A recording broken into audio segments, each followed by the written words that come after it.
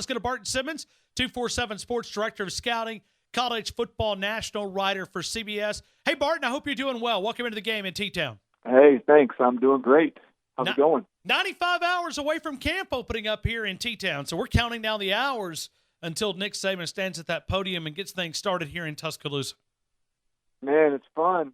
That's great news. I like hearing that. I'm actually down in Fort Lauderdale right now with the CBSSports.com college football crew, kind of going through some preseason meetings ourselves and shooting some preseason videos. So it's here, man. It's exciting to know it's upon us. Bart, I'm just curious, when you sit around your college football buddies, how much does this quarterback conversation come up when you're sitting there and you're talking with all the national guys? How much is this conversation here with Tua and Jalen on the radar? Ironically, I guess coincidentally rather, we were just talking about it, and and yet we're sort of talking about it in a way where everyone expects Tua to be the guy, and yet we're sort of, I don't think anybody really knows that's what Nick Saban is going to do. I don't think anybody can really get in Nick Saban's head at this point, and authoritatively say that Tua will be the starter. But I think at this point, certainly with me, I would be surprised if it wasn't Tua, and that has framed the way I've thought of Alabama as a roster, as a team, and as an offense this year. I've thought about them with Tua under center, and if Jalen's under center, that changes the way I look at the team a little bit. Does it make Alabama change your perspective of what type of season based on the quarterback? Or is it that? Have you thought that far ahead? Can they be? Yeah, I think that here's why I think it's a tough call here for Nick Saban in some ways, because look, they can win every game they play with Jalen Hurts, probably, including the national championship game. Like he's not incapable of running the table as a starter. I just think but I do think they're a better team with Tua. I think that they go from being able to win every game to they may not have a close game. Like it's to me, that's what he could potentially bring to the offense, especially given that I think that there's and even though I think the receiving group is still young and still developing, and still has some growth in front of them, I think it's as dynamic of a group as Alabama's had in a while. When you talk about Jerry Jeudy and Devontae Smith and Henry Ruggs, and then you can throw Jalen Waddle in there in the mix. And I just think if you've got someone that can distribute to those guys and let those guys be really good, and then you sort of add the running backs that Alabama's got, this deep running back core. I think if you can maximize all of your tools, all your weapons, this team looks like one of the toughest teams to defend in college football, and if not the toughest. And so I don't know that you can maximize all those weapons with Jalen Hurts. I don't know that he's proven that he's capable of doing that. He's capable of winning some games, but I think it shrinks the offense significantly in my eyes.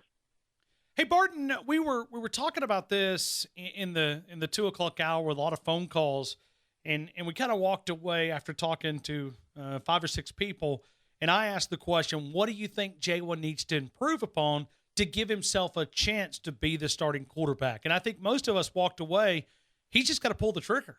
He's just got to pull the trigger. He's got to throw the football. We know what type of arm he's got. I just don't know if he's as confident in his arm. Yeah, I was disappointed in the spring game. There was a whole spring practice that we didn't see or that I didn't see. So you hate to analyze and put too much weight on a spring game, but I'll be honest with you, I was disappointed in him in the fall because the last year he was sort of what I expected him to be, which was really, and I had really high expectations for Jalen coming in because I had really high opinion of his personality, demeanor, character, football, work ethic, and those sort of things. And when he had a really successful freshman season, that didn't surprise me. And then what did surprise me is that we just didn't see a whole lot of evolution as a passer in year 2. And I just thought just purely his work ethic and a year focused on his throwing would give us some clear returns, and just they just weren't there. He was just basically the same quarterback. And then you get to the spring, and once again, it's just, hey, same quarterback. And so at this point, he's got to be willing to throw it, but I mean, he's got to show he's capable of throwing it with consistency and accuracy at every level. And so, I mean, I think he's just got to be better. He's just got to be more accurate. He's got to be more consistent, because there's going to be a lot of big plays to be had, and especially when he is as dangerous as he is running with the football, that kind of makes those missed balls that much more deflating, because you think you're giving up 4 yards if he just tucks it and runs. So it makes it a sort of a difficult balance to straddle, and it makes it so that's why I feel like Tua, when he's in there, man, he's ripping it. There's so much confidence in that arm, and while he doesn't give you the big playability maybe with his legs, he's still got mobility. He's still got escapability, and he can still run QB run stuff. That package can remain in there, but he can just he can rip it. Barton, when you look at Najee Harris, how much can he crack into Damien Harris's carries, in your opinion? Well, I mean, I think he's a good complement to Damien Harris, and I think he is. I mean, there's always that big battering ram back, and I say that, and as I say that, I mean, I don't know that Najee Harris really is that battering ram, though. I mean, the thing that makes Najee Harris special is his elusiveness, his versatility, his fluidity for a guy that is as big as he is. And so he's not really Bo Scarborough. Like, that's not really who Najee Harris is. I just think but this is going to be a fun year for him to take that extra load and get in a rhythm, get in a groove running the football. I think we're going to see that number, 5-star running back emerge. And that said, man, I'm one of Damien Harris's biggest fans in terms of his playing style and his playing ability. I thought Alabama was best last year when Damien Harris was running the football. And so I do think that Damien Harris is that. I think he's the back for Alabama this year that really gets the first nod. But I think Najee Harris is part of what's going to be just a scary group of guys coming in behind him. And I think that I don't necessarily expect him to take over Damien Harris's role as the number one back, but I expect him to play at a level to where he has number one ability. We're talking to Barton Simmons, CBS Sports National College Football Analyst, 247 Sports Director of Scouting. Barton, let me go and help me analyze Patrick Surtain here for a couple of minutes. Is this guy, in your opinion, on the same level as like a Minkah Fitzpatrick, some of these early freshmen that have made an impact in the secondary for Nick Saban? I mean, can we put Patrick Surtain Jr. on that same level? Probably. I mean, I don't know. He's a different player than like a Minkah Fitzpatrick, but he is.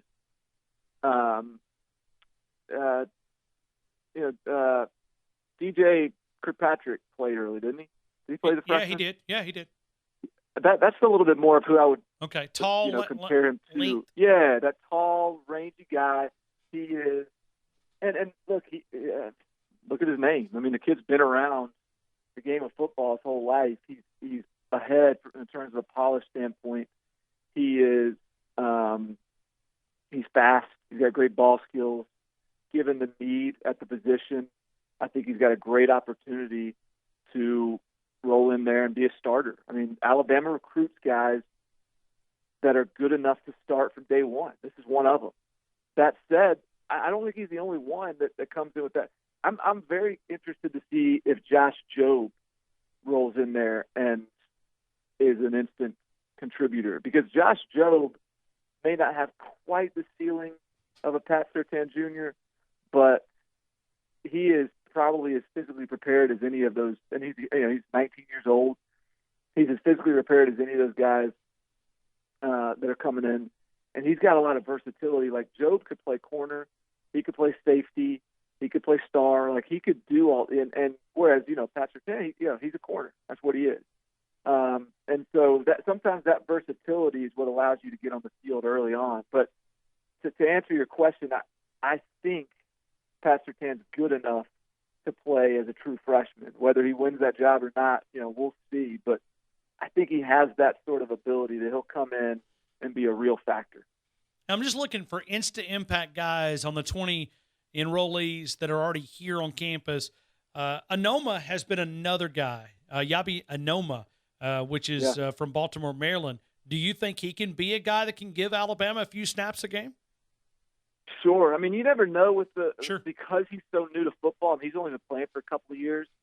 But from an ability standpoint, he's the best. Like, he is as purely talented as anybody in that class from 2019 nationally. And so he's still a little bit new to the game. I think he plays a position where there's a little bit of, there's not as much. There's more room for error, I guess. I mean, you can put him in on third down and just say, "Hey, go get the quarterback," and he'll be able to do that really effectively. So I think he has the physical ability to impact as a true freshman. There's no question in my mind. Does he pick things up quick enough to not fall behind? I would expect that this staff, throws him in the fire and sort of has a sink or swim mentality with him in hopes that he swims and is able to contribute early on. Sometimes if those guys get behind the eight ball, they just get lost. But I think he's so good that there's not a lot of chance for that. And look, when Terrell Lewis goes down and one more, opportunity emerges for someone to step up and contribute, it's fortunate they just got the best pass rusher in the country. So, yeah, I think he's good enough, and I think he is a major threat to at least be a third down factor as a pass rusher. We're talking to Barton Simmons. Final question here. Is there any way a guy like Cameron Latou can provide some depth there at linebacker? I saw where he was up to 254, and he listed his body fat percentage in the single digits. I don't know how accurate that is, but that's what he put up on the Twitter question or Twitter, and I don't have any reason to doubt him. Can he be a guy that can provide some depth, or do you think this guy's going to be growing into a guy that's going to end up with his hand on the ground? No, well, I think he's athletic enough to stay an outside linebacker, and I saw that too with him tweeting about being up to 255 or whatever he was. I think that's important because that means he's physically there. He was one of the most athletic in terms of combine testing results. I think he was. Now, I don't think we have the combine testing numbers for like a Yabi Anoma, but we got testing numbers for the bulk of the major college prospects nationally, and he had the best of DNs, which is he's outside linebacker, DN hybrid guys. He had the best combine numbers of anybody in the country in terms of athleticism. So he's got some very unique athleticism and innate ability too. He's versatile.